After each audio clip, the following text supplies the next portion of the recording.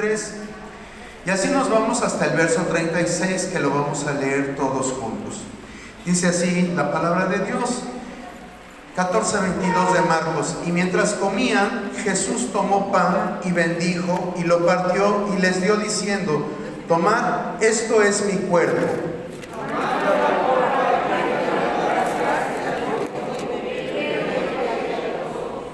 Y les dijo: esto es mi sangre del nuevo pacto, que por muchos es derramada. Es cierto, os digo que no beberé más del fruto de la vid hasta que Dios me vea el reino de Dios. Cuando hubieron cantado el himno, salieron al monte de los olivos. Todos se escandalizaréis de mi nombre, porque Cristo está Pero después que haya resucitado, iré delante de vosotros a Galilea.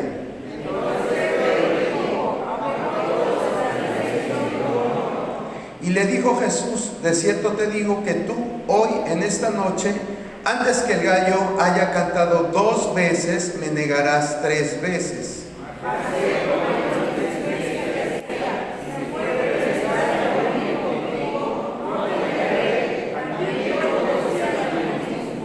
Vinieron pues a un lugar que se llama Getsemaní, y dijo a sus discípulos: sentaos aquí entre tanto que yo oro.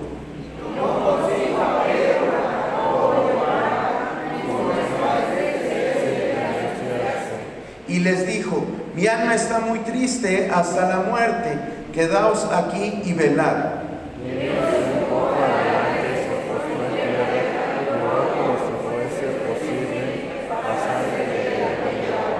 Todos juntos, y decía: Abba, Padre, todas las cosas son posibles para ti. Aparta de mí esta copa, mas no lo que yo quiero, sino lo que tú. Pueden sentarse, hermanos. Bueno, vamos a empezar esta penúltima, ya es la penúltima enseñanza de esta serie de enseñanzas que se tituló, ¿cómo se tituló esta serie de enseñanzas, hermano, del trimestre? Jesús suple las necesidades. Pero el tema general durante los 3 meses, ¿cuál fue?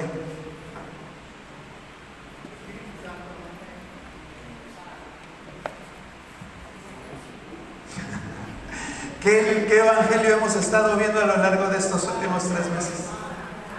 Marcos, ¿verdad? Yo me acuerdo que yo empecé las enseñanzas hace 3 meses, y precisamente el trimestre estaba, o se titula enseñanzas sobre el Evangelio de Marcos, enseñanzas sobre el Evangelio de Marcos. Y bueno, todas estas enseñanzas que se han dado los días domingo están basadas en el Evangelio. Llevan una secuencia. Y bueno, si se dan cuenta, ya nada más nos faltan 2 capítulos para terminar el Evangelio. Lógicamente no se puede ahondar tanto porque pues el material es extenso, es muy vasto, pero a grosso modo yo creo que se nos ha quedado una noción de cada una de estas enseñanzas que se han impartido, pues para conocer principalmente a quién, hermano, quién es el centro de los evangelios.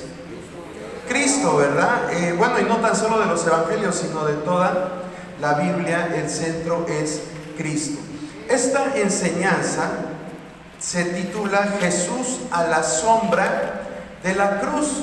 Ya se ha hablado mucho acerca del ministerio de Jesús a lo largo de estas enseñanzas, y ya estamos llegando al clímax del ministerio. Y bueno, el clímax del ministerio de Jesús no fue terrenalmente hablando, no fue una coronación, no fue una premiación, sino sabemos que terrenalmente hablando, el clímax de su ministerio fue la cruz. Y bueno, antes de entrar a esta lección del clímax, hay un preámbulo. Y de eso se trata esta enseñanza. Por eso se titula Jesús a la sombra de la cruz. Y vamos a ver para que no nos quedemos limitados de tiempo, vamos a empezar a ver cada una de las partes de esta enseñanza. Esta enseñanza se divide en 3 partes. La primera es: Jesús establece la cena conmemorativa. La segunda es: Jesús les anuncia que lo abandonarán. Y la tercera es: Jesús agoniza y ora en Getsemaní. Se las voy a volver a leer. Ahorita de cualquier forma las vamos a ir repitiendo a lo largo que desarrollemos el tema, pero se las voy a decir para compartirles el bosquejo. Dice entonces, la primera parte es: Jesús establece la cena conmemorativa. La segunda parte es: Jesús les anuncia que lo abandonarán. Y la tercera es: Jesús agoniza y ora en Getsemaní.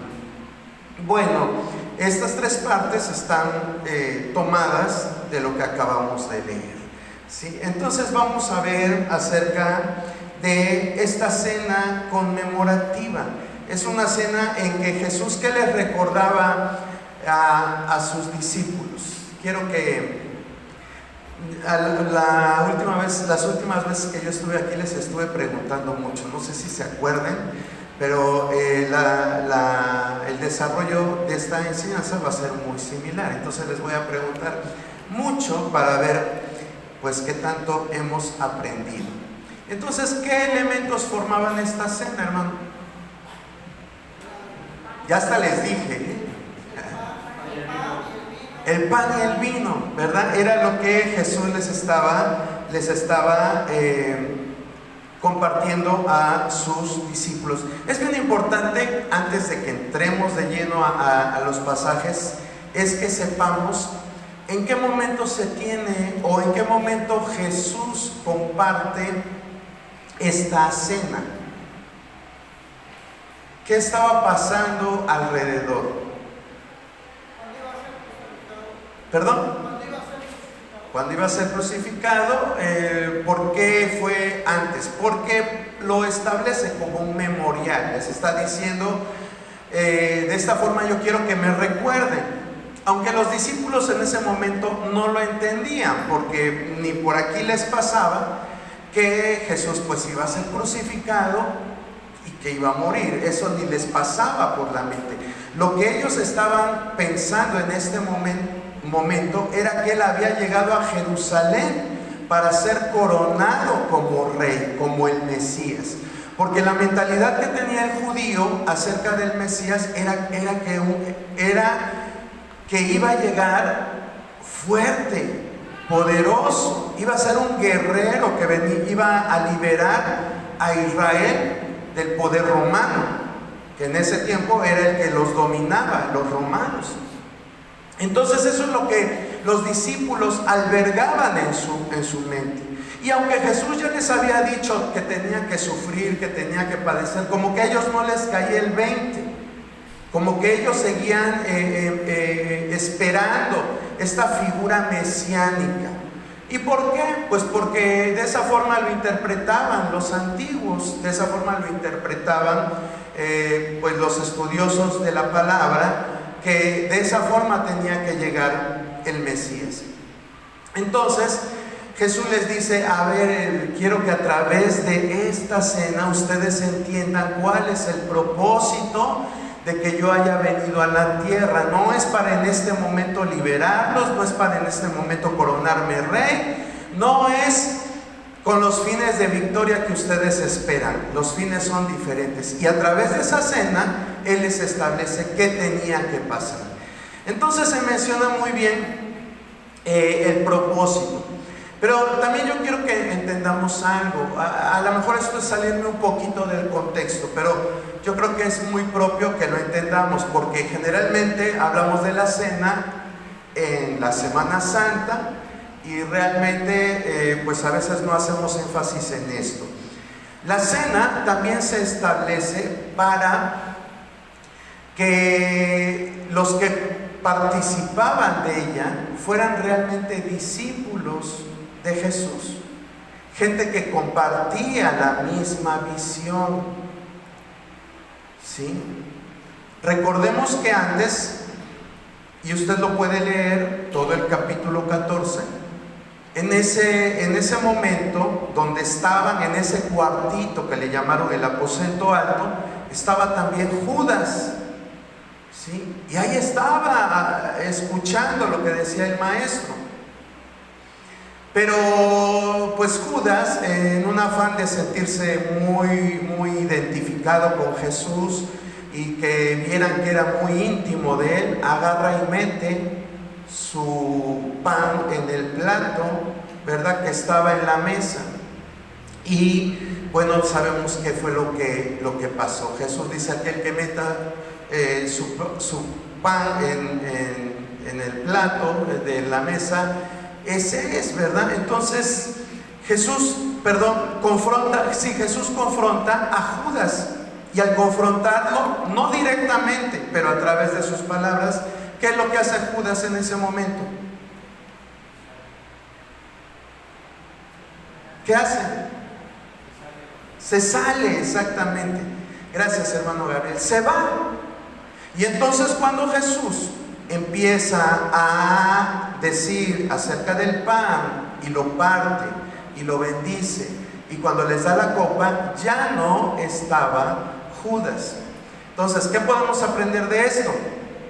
Que la cena no es que sea exclusivista, ni elitista, ni clasista, sino que cuando nosotros, usted sabe que no, aquí en este lugar, lo hacemos cada año.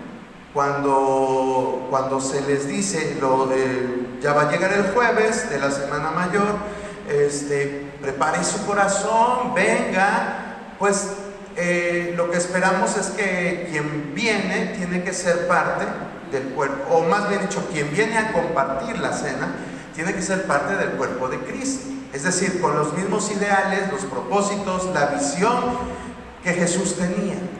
¿Sí? ¿Por qué digo esto? Porque a veces en el momento en que estamos acá, pues a veces hay gente que realmente yo no conozco de esta iglesia, o que a veces pues su situación espiritual no está bien delante de Dios, y eso es lo que tenemos que ver. Vuelvo a repetir, no se trata de ser elitista, no se trata de descartar a la gente, pero sí el que pasa tiene que estar caminando en el propósito de Dios. ¿Sí me comprenden? O sea, puede pasar cualquiera. Si viene un asesino y se pone ahí y se pasa la charola, pues puede tomarlo, pero eso no es de bendición para su vida, y en determinado momento pues se está menospreciando la cena, o perdiendo el valor que debería de tener pues esta ordenanza de Jesús. Y número 2, ¿qué otra cosa quiero que tomemos ahorita en cuenta como parte del tema?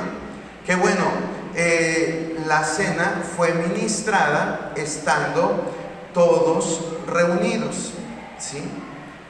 Estaban todos reunidos en ese lugar. Dice en el verso 23, dice: y tomando la copa y habiendo dado gracias, les dio, y bebieron de ella todos. ¿A qué punto queremos llegar?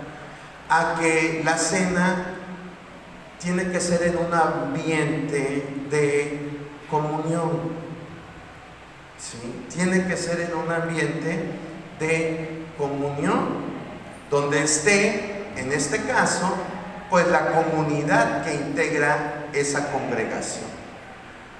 ¿Por qué les digo esto? Porque a veces pues hay personas que, no lo digo por nadie en particular, pero sí me ha tocado ver casos en que a lo mejor una persona está ya con problemas de salud y dice, piden que se les ministre la cena.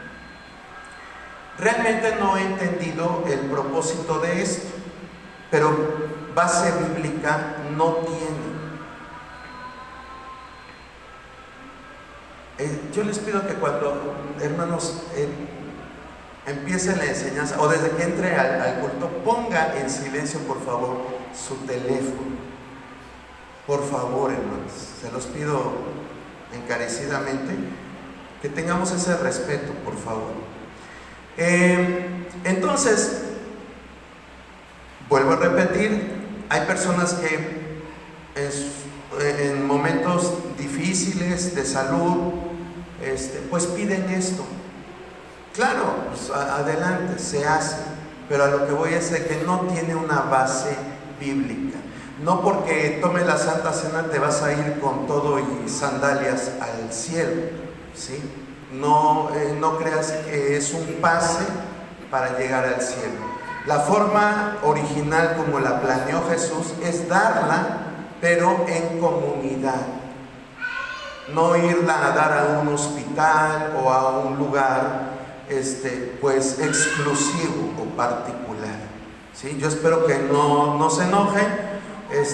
Pero a veces hacemos tradiciones o tenemos creencias que no son compatibles con lo que enseña la Biblia. Y aprovecho por ahí de pasadita a decirles que también eso de que a veces pues dicen ore por mi aceite, eso también genera supersticiones, o tener la Biblia abierta en el centro de la sala o ahí a un lado del buró. Todo eso es superstición, hermano.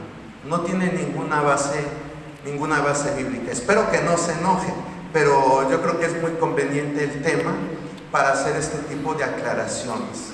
Recuerde que los cristianos no debemos de tener supersticiones. Es como si validáramos el hilo rojo para que no te hagan mal de ojo, o que pongas las tijeras en cruz abajo de la almohada del niño para que no le haga daño la bruja, ¿verdad? Algo así es este tipo de pensamiento, y nosotros como cristianos debemos de quitar todo ese tipo de pensamientos de nuestra mente. Bueno, entonces vamos a ver la primera parte, que es Jesús establece la cena conmemorativa. Dice en el verso 22, vamos a regresar a Marcos 14, 22.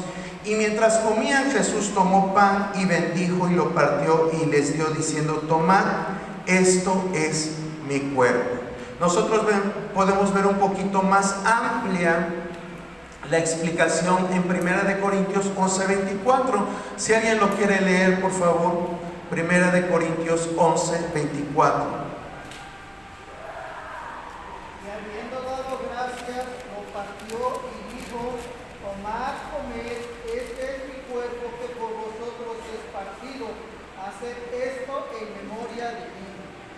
Gracias, hermana Clara. ¿Cuál lo explica mejor? Para ustedes, ¿cuál tiene? Los dos pasajes son importantes, pero ¿cuál lo explica mejor? 1 Corintios, ¿verdad? ¿Y quién escribió Corintios? Pablo, exactamente. ¿Y quién cree que lo haya escrito primero, Marcos o Pablo? ¿Quién? Marcos. ¿Por qué Marcos? A ver, denme su teoría. Vamos a empezar yo lo que busco a través de estas preguntas, hermano, no es molestarlo ni incomodarlo, porque no se la pregunto a alguien en específico. La lanzo al aire y quien la quiere contestar, la contesta. Pero lo que quiero formar en usted es un pensamiento crítico, que analicemos las cosas. ¿Por qué Pablo lo describe mejor que Marcos? Si Marcos está hablando de la vida de Jesús. Y bueno, aunque ya hemos mencionado que Marcos no era un apóstol de Jesús o un discípulo directo, pero se supone que lo que escribió Marcos de Jesús, o sea, el Evangelio, fue por influencia del apóstol Pedro, que Pedro pues fue muy cercano a Jesús. Pero ¿por qué lo escribe mejor Pablo, que realmente no tuvo contacto con Jesús, y que dijéramos Marcos a través de Pedro sí tuvo contacto? Y otra cosa bien importante, acuérdese que Marcos fue el primer evangelio que se escribió.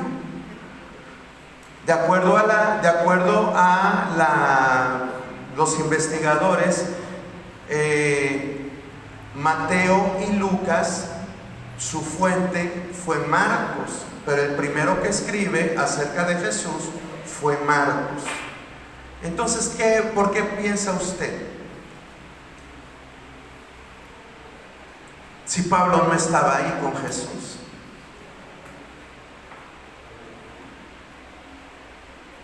Bueno, en lo que piensa tantito le voy a dar un dato curioso. No me gusta usar el dispositivo, pero la verdad ya tenía aquí mucha información y consideré prudente compartir esto con ustedes. ¿Qué libros creen ustedes que se escribieron primero en la Biblia? En el Nuevo Testamento, más específicamente. Los evangelios. ¿Están de acuerdo o no? Ay Dios, ya se quedaron callados. Eso me preocupa. Por lógica pensaríamos que los evangelios, y dijéramos ¿por qué? Pues porque son los primeros que están en el Nuevo Testamento. Pero déjame decirle que los primeros que se escribieron, los primeros escritos del Nuevo Testamento no fueron los evangelios. Los primeros escritos, se los voy a mencionar así a grosso modo, fue Santiago. La carta de Santiago está reconocida como de las primeras, que se escribió en el 48 a 49 después de Cristo. Luego viene Gálatas, primera y segunda de Tesalonicenses, primera y segunda de Corintios, Romanos, Filipenses, Efesios, Colosenses, Filemón. Fíjese, todas estas cartas o todos estos escritos fueron antes de los evangelios, antes del 60 antes de Cristo. Marcos se escribe aproximadamente entre el 60 y el 65. ¿Sí? De ahí viene Lucas, primera de Timoteo, primera de Pedro, segunda de Timoteo. Mateo hasta el año 70, 10 años después de la de Marcos. Y después viene Hebreos, Judas, primera, segunda y tercera de Juan, Juan, el Evangelio y Apocalipsis, ya cerca de finales del siglo, en el año 90 después de Cristo. Entonces, fíjese cómo tenemos que, y a lo mejor usted dijera, bueno, ¿y a mí eso qué me importa? Yo quiero que me hablen de que Jesús es mi pastor y que va a llegar a dar mis cargas. O sea, está muy bien todo eso, pero es importante conocerlo porque, vuelvo a repetir, porque escribió más lo que describe el apóstol Pablo de la cena es más específico que lo que escribe Marcos, y que Primera de Corintios fue escrito antes que el Evangelio. Primera de Corintios fue antes que el Evangelio de Marcos. Y la respuesta ahí está mismo en el capítulo 11 de Primera de Corintios. ¿Cómo empieza a ver, déjame ver la cita. Vámonos a Primera de Corintios. Ahí empieza el relato de la cena. ¿Sí? A ver qué dice, hermana Eve, por favor.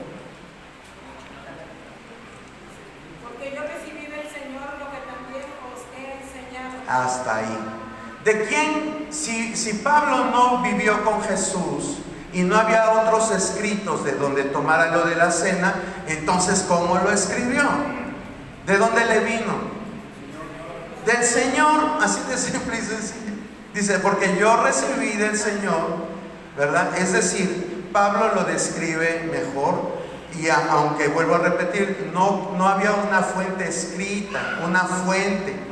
Quizás estaban las tradiciones orales, pero él dice específicamente que él lo recibió del Señor, ¿sí? Bueno, esta enseñanza es así, hermanos.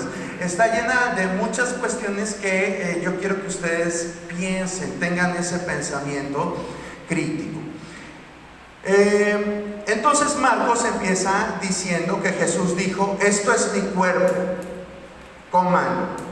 No les dijo que porque por vosotros es partido. Eso no se lo puso Marcos. Eso lo puso Pablo antes de que escribieran el Evangelio. ¿Y por qué lo escribió Pablo con certeza? Porque lo había recibido directamente de Dios. Bueno, después en el verso 24 dice: y esto es mi sangre. Mi sangre, vamos a leer Marcos 14, 24.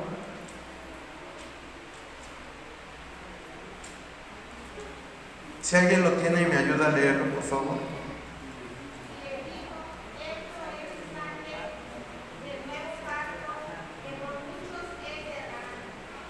Ok, entonces aquí ya nos está hablando del segundo elemento. ¿Cuál es el segundo elemento, hermano? La sangre estaba representada ¿por qué? Por el vino. La sangre estaba representada por el vino. A ver, voy a hacer un paréntesis. Si usted se siente confundido, dígame: ¿sabe que ya me hiciste bolas? Vuélvemelo a explicar. Podemos regresar. Pero yo quiero que sepan, quiero que usted piense. Esos días, cuando fue lo de la cena, ¿qué se estaba celebrando? La Pascua, ¿verdad? La Pascua. ¿Y qué elementos de la dieta de la Pascua se mencionan en Éxodo capítulo 12? ¿Qué recuerda usted? Pan sin levadura, las hierbas amargas, ¿y qué más? La sangre del cordero.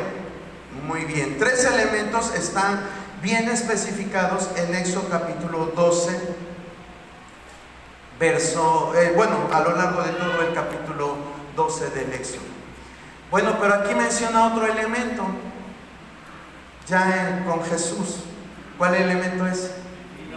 El vino. ¿Y qué es el vino ahí? Bueno, sí representa la sangre de Cristo, pero estrictamente hablando, ¿era parte de la Pascua o no?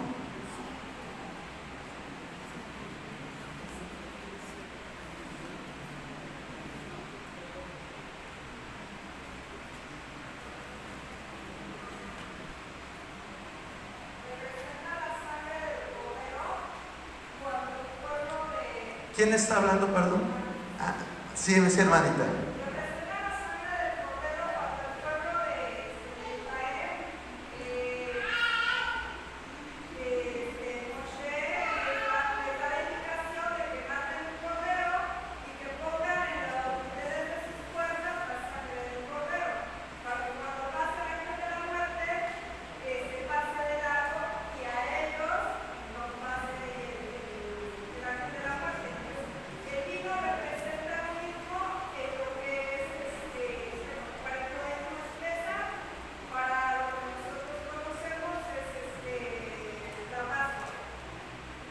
Ok, pero no era parte de la dieta de la Pascua específicamente.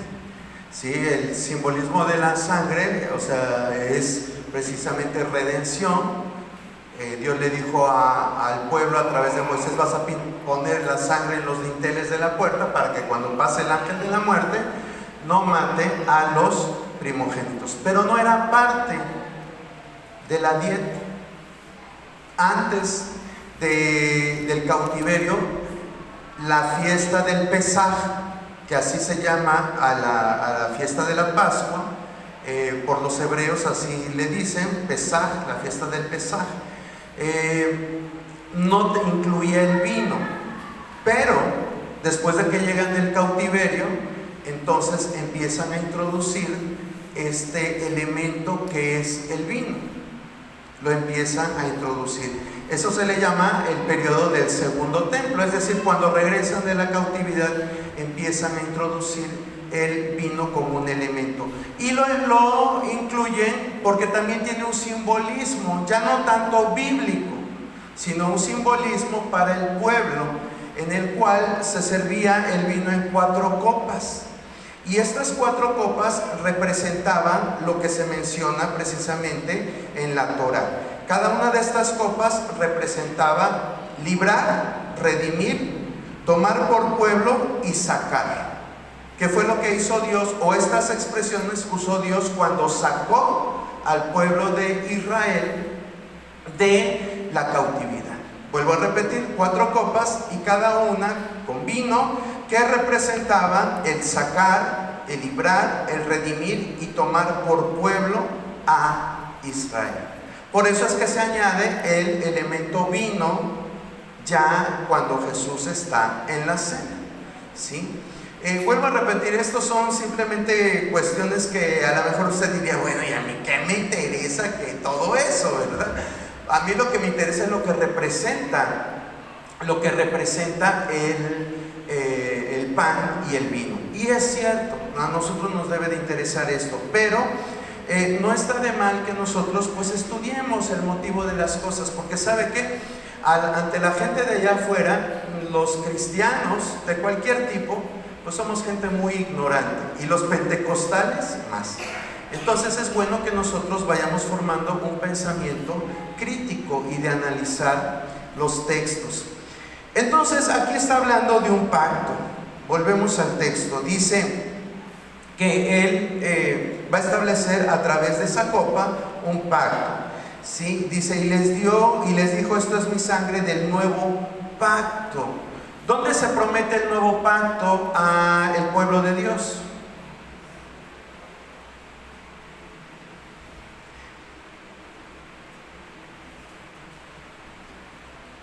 ¿En qué consiste el nuevo pacto? Algunos de ustedes lo saben, a lo mejor no recuerdan la cita, pero recuerdan lo que es el nuevo pacto.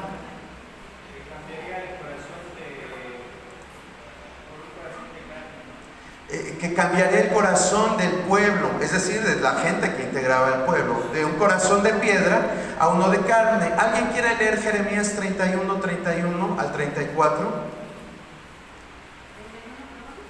Jeremías 31 del 31 al 34.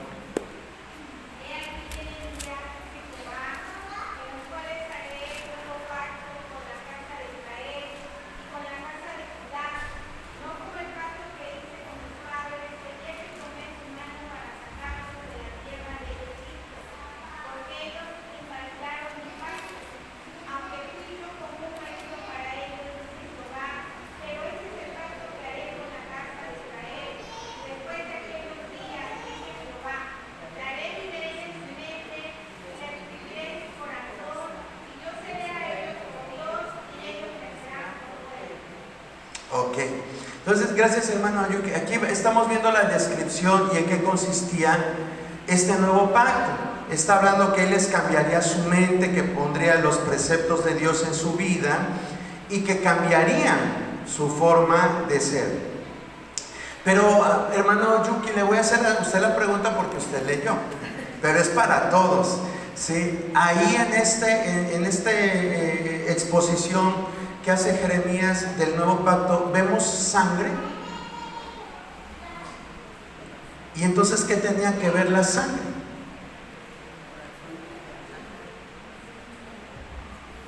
Para todos.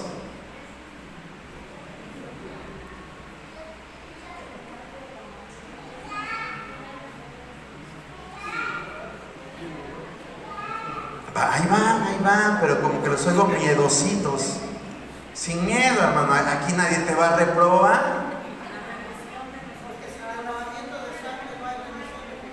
Ok, sin derramamiento de sangre no hay remisión de pecados.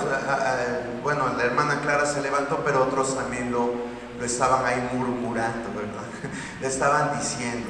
Exacto, sin derramamiento de sangre no hay remisión de pecados. Nosotros podemos ver en Éxodo capítulo 24 como en los pactos, en ese caso, en Éxodo capítulo 24, se habla del pacto de Dios con Moisés, es decir, el pacto de la ley. Y ahí en Éxodo capítulo 24 se expone, en los versos 6 y 8, se expone cómo, ya teniendo el pueblo la ley, se matan becerros y la sangre de los becerros es derramada sobre el altar y sobre las personas para confirmar el pacto.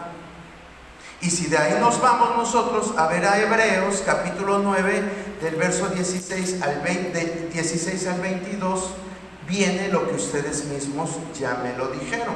Hebreos 9, del 16 al 22. Si alguien lo quiere leer, por favor. Porque donde hay testamento es necesario que intervenga muerte del testador, porque el testamento con la muerte se confirma, pero no es válido entre tanto que el testador vive, de donde ni aun el primer pacto fue instituido sin sangre, porque habiendo anunciado Moisés todos los mandamientos de la ley, todo el pueblo tomó la sangre de los becerros y de los machos cabríos con agua, lana, escarlata e hisopo, y roció el mismo libro y también a todo el pueblo, diciendo: esta es la sangre del pacto que Dios os ha mandado. Hasta el 22, hermana, por Y favor. además de esto, roció también con la sangre del tabernáculo y todos los vasos del ministerio. Y casi todo es purificado según la ley con sangre, y sin derramamiento de sangre no se hace remisión.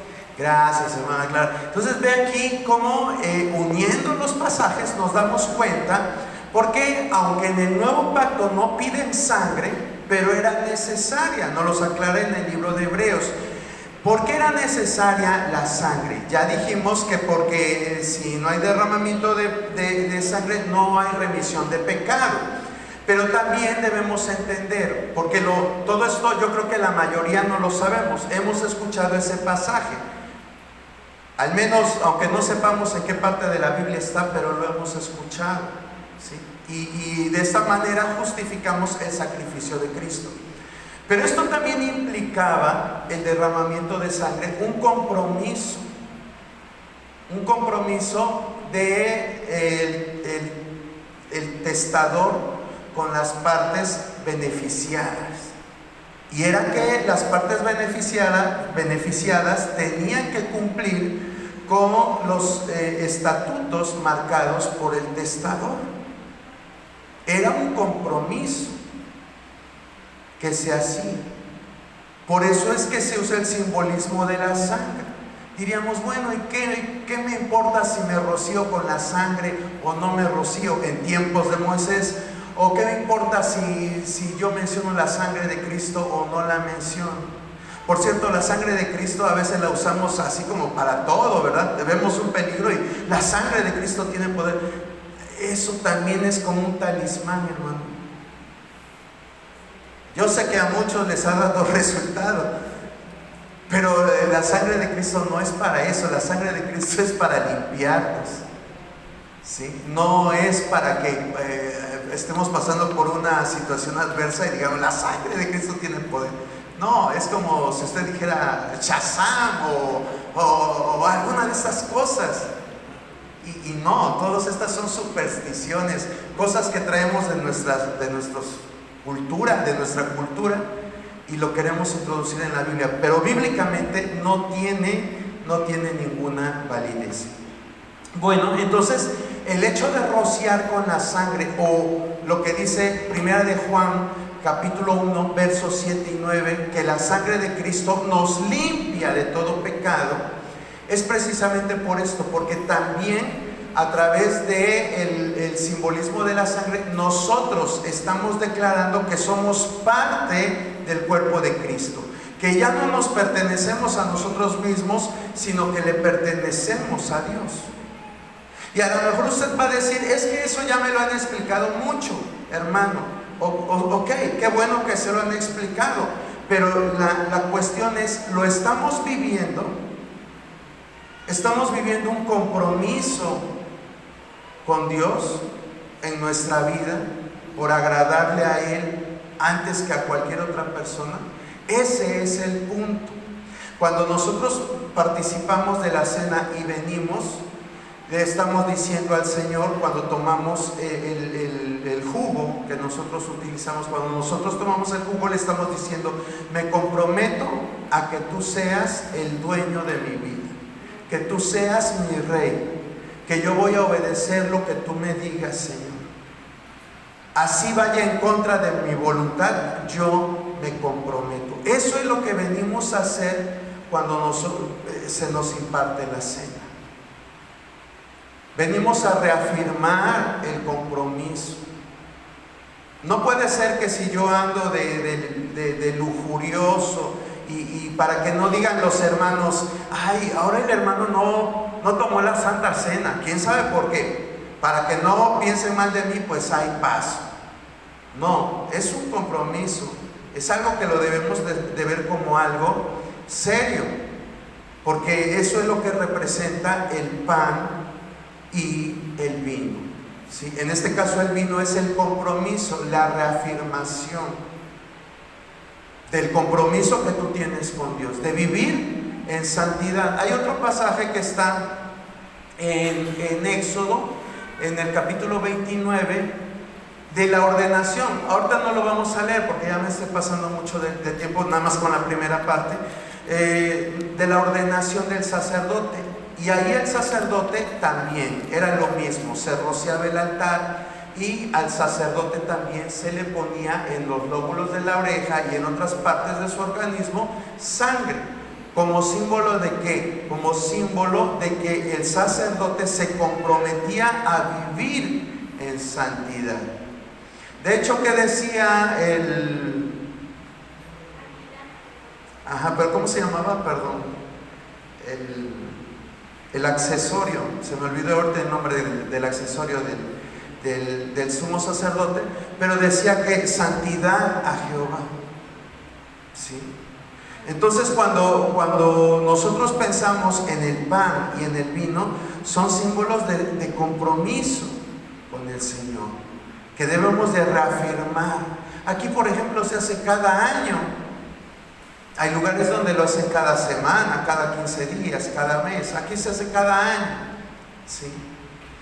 Y a lo mejor ya nos olvidamos si participamos de la cena hace un año o no. Ya se nos olvidó. Pero sí debemos de tener en cuenta que cuando lo hacemos, venimos a reafirmar nuestra vida en santidad, ¿sí? Eso es lo que debemos de pensar. Bueno, después se menciona que Jesús les dijo que ya no volvería a tomar el vino. Lo dice, estoy en Hebreos, regresemos a Marcos, que ya no volvería a participar del vino. ¿Hasta cuándo, hermanos?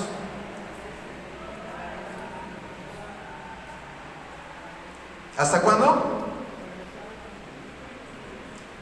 Hasta aquel día en que lo beba nuevo en el reino de Dios. Quiere decir que hasta cuando Él viniera nuevamente lo bebería. Y aquí nosotros podemos darnos cuenta de algo, que la cena tiene que ser en participación de todos los que forman el cuerpo de Cristo. Él podría decir, pues voy a plantar unas viñas en el cielo y ahí a la hora que me dé la gana voy a estar tomando la cena. Pero dice, no, como símbolo de lo que les estoy diciendo aquí, lo voy a tomar hasta que otra vez esté reunido con todos ustedes. ¿Se da cuenta? Porque hago énfasis en que la cena es un evento en donde participa toda la comunidad cristiana, no solamente una persona. Vamos entonces al segundo punto. Dice, Jesús les anuncia que lo abandonarán. ¿Quién lee por favor los versos del 27 al 31?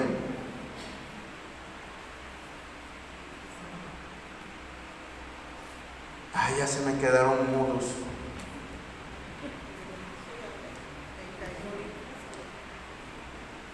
Entonces Jesús les dijo, todos os escandalizaréis de mí esta noche, porque escrito está, heriré al pastor y las ovejas serán dispersadas. Pero después que haya resucitado, iré delante de vosotros a Galilea. Entonces Pedro le dijo, aunque todos se escandalicen, yo no. Y le dijo Jesús,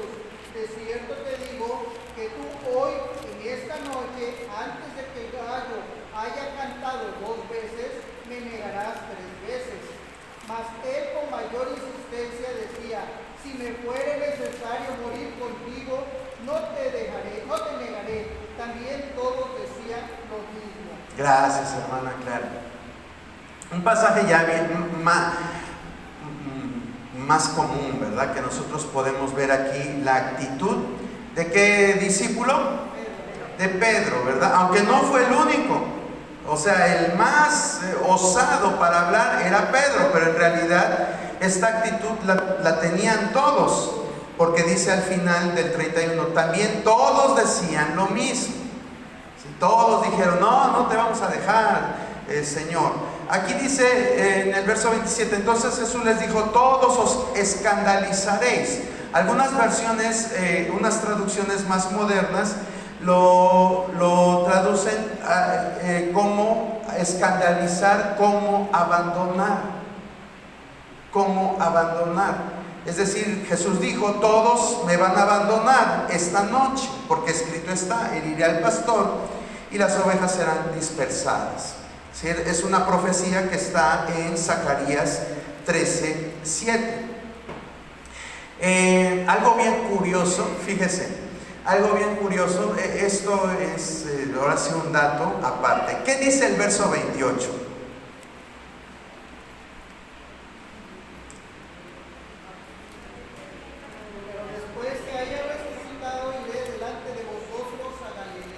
¿Qué le estaba tratando de, gracias hermana Clara, qué le estaba tratando de decir Jesús a sus discípulos? Ajá, que iba a resucitar y qué más. Que iba a ir a Galilea. ¿Sí? Les estaba diciendo, voy a resucitar y nos vamos a reunir en Galilea. Eso es lo que le estaba diciendo Jesús. ¿Y qué creen que hicieron los discípulos? Pues bueno, si no lo creían. Y el no creer, ¿a qué los llevó? A hacer caso omiso de lo que Jesús les dijo. ¿Por qué? Porque en lugar de irse a Galilea, pues se quedaron ahí en Jerusalén. En lugar de irse a Galilea, como Jesús les dice, después de que yo resucite, nos vemos en Galilea. Es como cuando usted le dice a alguien, mira, vamos a este lugar, pero yo te espero allá. Pero usted, pues, ni le hace caso al que le dio la indicación y se queda donde siempre. Eso es lo que pasó con los discípulos, porque dice la palabra que después de 3 días fueron las mujeres a ver el sepulcro. Y después de que lo vieron, pues llamaron a los otros. Y después se les apareció a otros discípulos, pero estaban todavía en Jerusalén. ¿Sí? Y usted va a decir, bueno, ¿y eso qué? Vean lo que dice el 16, espérame. 16:7, ¿qué dice?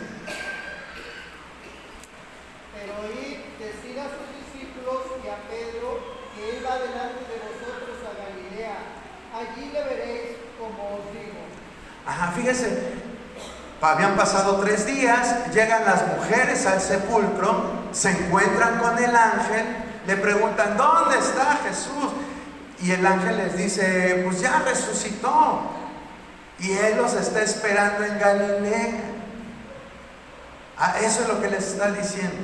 Pero pues como que andaban todos desorbitados los discípulos de Jesús y se quedan. ¿Qué podemos tomar de enseñanza de esto, hermano? A lo mejor lo tomamos como algo, sin importancia, eso no me importa. ¿Sí? ¿La qué? Obediencia. Bueno, no fueron tan obedientes, ¿verdad? Su incredulidad los llevó a no ser tan obedientes. A veces no obedecemos a Dios porque no le creemos. ¿Sí? Si en verdad le creyéramos, quizás seríamos más obedientes. Pero no le creemos, o que tu boca diga sí le creo, pero tus acciones dicen no le creo. Exactamente, no obedecieron, pues porque no le creyeron que iba a resucitar, y ahí se quedaron en Jerusalén. ¿Sí? ¿Qué otra cosa podemos aprender de este caso tan trivial que ni siquiera le ponemos atención? Por ahí quiero oír algo también. ¿Perdón? Incredulidad, es lo mismo. Y de parte de Dios, ¿qué podemos ver de su carácter? Su fidelidad, su paciencia. ¿Se da cuenta? Su misericordia.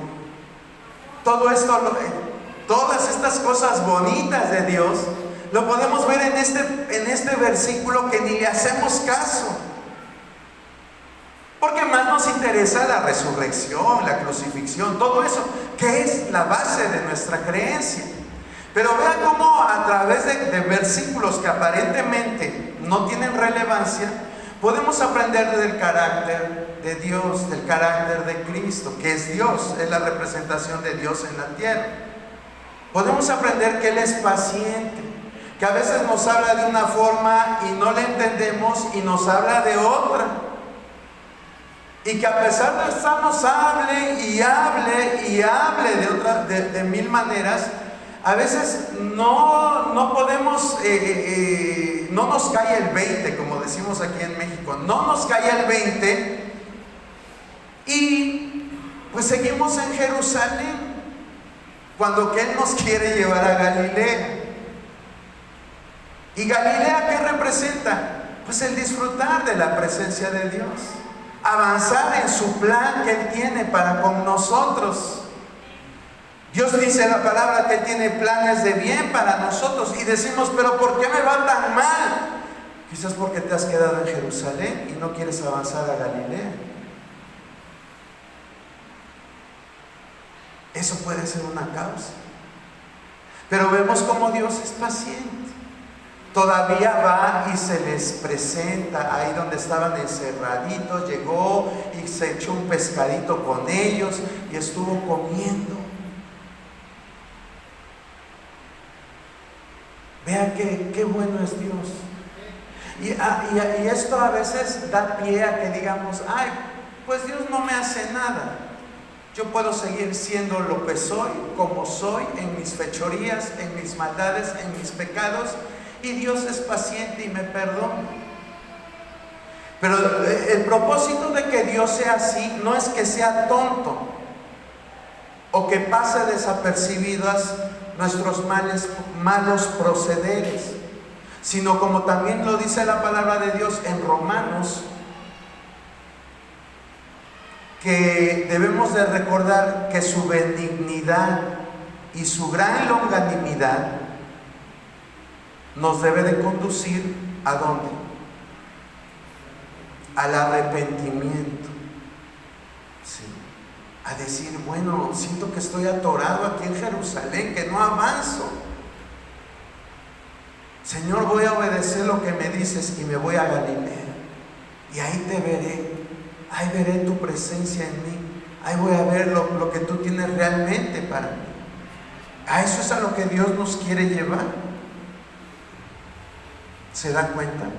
Dios sigue siendo, Dios no desechó por eso a sus discípulos, no dejó de llamarlos mis amigos, no les hizo feo, no les dijo, como no me obedecieron, ahí se quedan y yo me voy. No, Él fue paciente, esperando que ellos obedecieran lo que les dijo.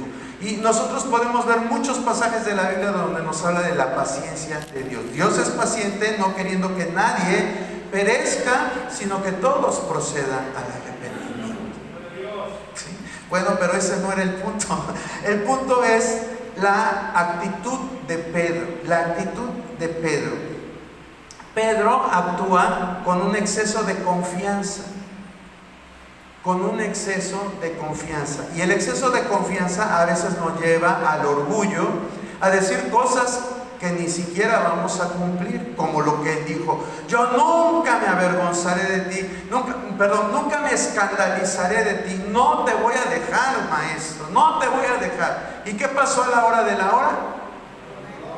Lo abandonó, ¿verdad? Entonces vean lo que dice Proverbios 16, 18. Si alguien lo quiere leer, por favor. Antes del quebrantamiento es la soberbia, y antes de la caída la altivez del Gracias, hermana Oyuki. El 19 añade, dice, mejor es humillar el espíritu con los humildes que repartir despojos con los soberbios. Bueno, pues Pedro tomó esta actitud de muy valentón, ¿verdad? Muy atrevido, vamos a decirlo, ¿verdad? ¿Y qué pasó? Pues no cumplió. No, nosotros debemos de ser prudentes, como dice la palabra, debemos de ser prudentes y tenemos que preguntarnos dos cosas. Debemos, con respecto al ejemplo que nos está dando el apóstol Pedro, ¿sí? ¿Qué tan firme es tu fe? Es la primera pregunta que te debes de hacer. ¿Qué tan firme es mi fe cuando estoy pasando por circunstancias adversas? ¿Cómo lo manejas? Y la segunda pregunta que debes de hacerte ¿es lo suficientemente firme para soportar una prueba intensa? ¿Cómo es tu fe?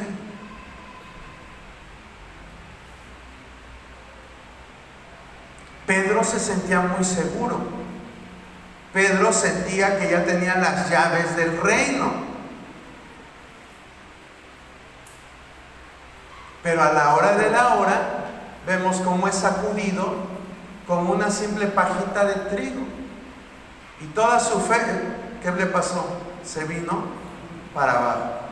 Dios nos pide que seamos humildes porque dice la palabra que Él resiste a los soberbios, pero da gracia a los humildes, ¿verdad? Hay personas que dicen, no, hermano, tú crees en Dios, tú haces esto, tú haces el otro, es que debes de poner tu confianza en Dios, mira que yo pasé por él, y empiezan ahí a estar diciendo. Infundir fe no es malo, pero también debemos de dejar de ser nosotros los protagonistas, porque a la hora de que se viene el golpe, a la hora de estar en la tormenta, muchas veces nos hundimos, como Pedro cuando quiso caminar sobre el agua y se hundió. Entonces debemos de ser prudentes con nuestras acciones. Otro dato que a lo mejor usted va a decir, bueno, ¿y eso qué tiene que ver? El canto del gallo. ¿Cuántas veces dice que cantó, hermano? 3. Bueno, al menos tan siquiera ya lo hice que se riera, porque tanta seriedad me estaba dando miedo. 2, ¿verdad? 2 dice.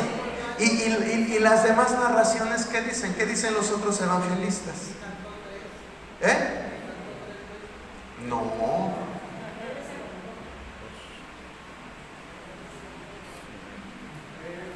Dice, después de que canta el gallo, 3 veces me negarás. ¿Sí? Aquí nosotros podemos ver algo que los demás no lo dijeron de la misma manera, pero el hecho de que a veces en la Biblia no se narre lo mismo, no significa que tenga una contradicción, sino que simplemente es cuestión de perspectiva del evangelista o cómo le llegó la fuente, ¿sí? Eso lo debemos de entender, porque si no pensaríamos que hay un error en Marcos o que hay un error en Mateo, en Lucas. Por ejemplo, también por aquí se lo voy a decir. Marcos y Mateo dicen que Jesús estaba en ya la fiesta de la Pascua. Es decir, la cena ya era parte de la cena de la Pascua. Pero Juan dice que fue un día antes de la Pascua. Y diríamos, pues tiene contradicciones, se contradice Mateo y Marcos. No hay contradicción. Esa situación se resuelve si nosotros vemos cómo interpretaban el calendario en aquel tiempo. Había un calendario lunar y había un calendario solar. Y en base a esto es que Mateo y Marcos dicen, Jesús ya estaba en la Pascua porque era un calendario lunar, pero Juan dice, no, todavía no llegaba la Pascua. ¿Por qué? Porque estaba en un calendario solar. Es un poquito más amplio, pero ya nada me quedan 5 minutos y no he avanzado a la tercera parte. Pero son de esas curiosidades que debemos también explicarlas, porque si no nos quedamos pues con estos sesgos y no lo entendemos. Al rato vienen y nos dicen que la Biblia tiene errores y vamos a ver que no, simplemente es cuestión de la interpretación. Entonces aquí menciona de gallo. Algunos dicen que si era el animal, otros dicen que era una señal que anunciaba el cambio de vigilias. La realidad es que podemos pensar que un gallo en realidad cantó, porque Marcos nos dice que cantó 2 veces y es específicamente enfático en decir que fue un gallo y que cantó. Pero si alguien dice, pues es que el gallo era una persona que anunciaba los cambios de las vigilias de aquel tiempo, pues también es válido. Eso está, por ejemplo, esto de los cambios de la vigilia es una referencia que se hace al tercer libro de Macabeos, en el capítulo 5, en el verso 23, y también está especificado en el Talmud babilónico, en Beracot 60b. ¿Sí? Eso dijéramos, ¿y eso qué? ¿Cómo se come? Bueno, son las fuentes, ¿verdad? Porque debemos de saber, bueno, ¿y este loco de dónde sacó eso? Bueno, le estoy diciendo las fuentes de dónde salió todo esto. En realidad, si fue un animal o si fue un vigilante que anunciaba la vigilia, bueno, eso no importa. Lo importante es que se cumplió el hecho. Eso es lo que debemos de tener en cuenta. ¿Y cuál era el hecho? De que al final de cuentas, pues Pedro negó a Cristo como lo había profetizado el mismo Jesús. Bueno, vamos a la tercera parte. Jesús agoniza y ora en el Getsemaní. Dice la palabra en el verso 32 que Jesús estaba orando. La oración es parte fundamental, hermano, de nuestra vida como cristianos. Si no oramos, pues no sé en realidad a qué estamos jugando. Jesús, nosotros lo podemos ver que ora siempre, está en continua oración. Y era su prioridad. ¿Cuáles son tus prioridades en la vida? ¿Cuáles son tus prioridades?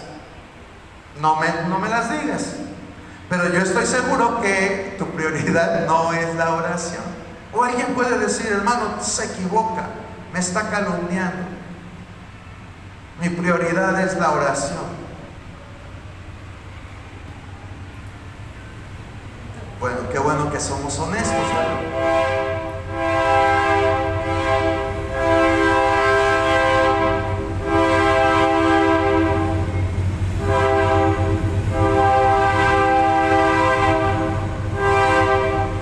Desde el principio hasta el fin,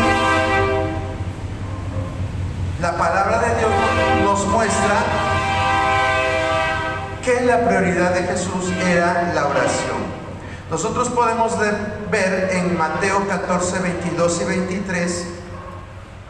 Tan solo les voy a mostrar un ejemplo, no es algo exhaustivo que hablemos de la oración en Jesús. Pero tan solo es una probadita de lo que les estoy diciendo. Mateo 14, 22 y 23. ¿Qué dice? Enseguida sus discípulos entrar en la barca e ir delante de él a la otra ribera, entre tanto que él despedía a la multitud. Despedida a la multitud, subió al monte a orar aparte, y cuando llegó la noche estaba allí solo. Sí, gracias, hermano Yuki. Aquí estamos viendo cómo Jesús les dice a sus discípulos: váyanse en la barca, váyanse a la otra orilla, ¿sí?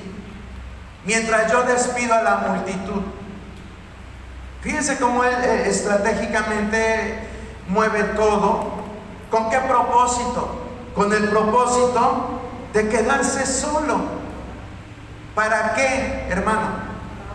Para orar. Despierten los que se me están durmiendo. Lo hacía para orar.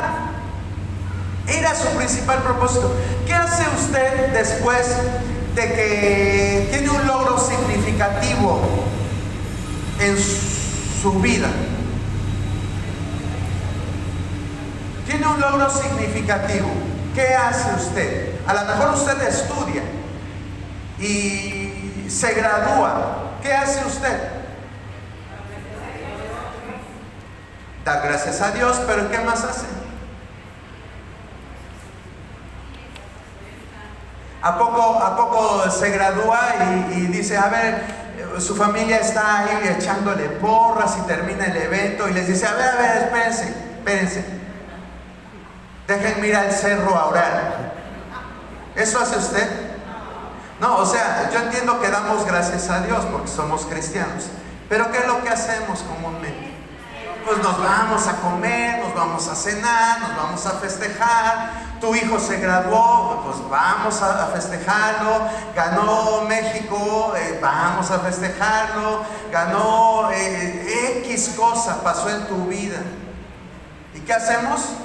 Lo festejamos. Jesús había tenido un logro grandísimo. Había multiplicado los peces y los panes y había dado alimentación a más de 5,000 personas. Y a lo mejor los discípulos estaban diciendo, ¡wow! ¿Viste, Jesús? ¿Viste cómo hasta nos quedaron canastas llenas de alimento? ¡Ay, Jesús! ¡Qué sorprendente eres, Jesús! Y a lo mejor lo estaban alabando, no nos dice nada la palabra de Dios, pero era un gran logro en su ministerio. Usted puede leer lo que está antes y era un gran logro. Pero en lugar de irlo a festejar, ¿qué hizo Jesús? Se fue a orar. Apartado, solo. No era que le dijera a sus discípulos, a ver, discípulos, agárrense de las manos, levanten las manos y gloria a Dios. No, ni siquiera buscaba dar espectáculo Jesús. Dice que se fue a orar. Y lo que haces tú en silencio, dice la palabra de Dios, que Dios te lo recompensa en público. En eso consistió el ministerio de Jesús, hermano. Fue un hombre prudente, fue un hombre sabio, fue un hombre discreto. A veces incluso nosotros como hijos de Dios, Dios nos da algún don. Y qué bueno, porque todos tenemos. Que no te la creas es otra cosa. Pero a todos Dios nos ha dado dones, hermano. El tuyo a lo mejor está dormidito. Pero a veces cuando está despierto nos pasamos de sensibilidad y queremos hacer grande todo lo que Dios hace a través de nosotros. Ese no fue el caso de Jesús. Jesús se fue al monte a orar, a dar gracias. Y vuelvo a repetir, esto es tan solo un ejemplo pequeñito de lo que lo que Jesús nos enseña acerca de la oración, de su vida de entrega a la oración. Entonces Jesús oraba, estaba orando. Jesús se entristeció. Bueno, ya se me acabó el tiempo, perdón, hermanos, ya me faltaba bien poquito. Sí, se entristeció. Hebreos 5, 7,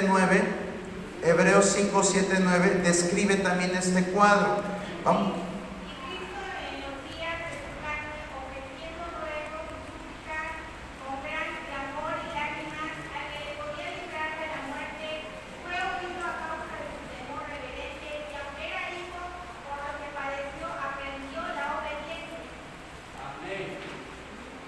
El 9, hermana, por favor.